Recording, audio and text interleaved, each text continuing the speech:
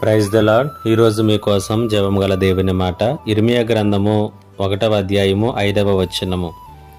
గర్భములోని నేను నిన్ను రూపింపక మునిపే నిన్ను ఎరిగి తిని, నీవు గర్భము నుండి బయలుపడక మునిపే నేను నిన్ను ప్రతిష్ఠించి తిని.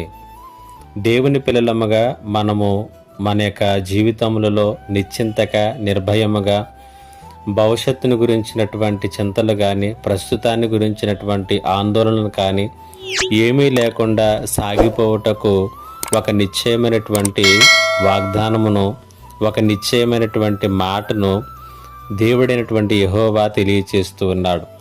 ఇర్మియా గ్రంథము 1వ అధ్యాయము 5వ వచనంలో ఇర్మియాతో మాట్లాడుచు ఆయన చెప్పినటువంటి మాట ఏమిటంటే, నీవు గర్భంలో ఇంకా రూపింపబడక మునిపే నువ్వు ఎవరవో నాకు తెలుసు. నీవు గర్భములో నుంచి ఇంకా బయలుపరక మునిపే నేను నిన్ను ఒక ప్రత్యేకమైనటువంటి ఉద్దేశముతో, ప్రత్యేకమైనటువంటి పని కొరకు నేను నిన్ను ప్రతిష్ఠించుకున్నాను అనేటువంటి సంగతిని దేవుడు తెలియచేస్తున్నాడు. ఈ మాటలు ఈ ఉదయకాల సమయంలో నీకు నాకు కూడా తెలియచేస్తున్నాడు.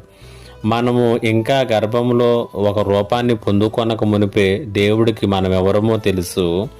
మనం ఇంకా గర్భములో నుండి బయటకు రాక మునిపే మన పట్ల జ్ఞానము కలిగినటువంటి దేవుడు ఒక ప్రత్యేకమైనటువంటి ఉద్దేశాన్ని, ప్రత్యేకమైనటువంటి చిత్తాన్ని కలిగి ఉన్నాడు అనేటువంటి సంగతిని మన యొక్క జీవితములలో అర్థం చేసుకోగలిగితే, గ్రహించగలిగితే మనము నిబ్బరముగాను నిశ్చింతగాను ఉండగలం.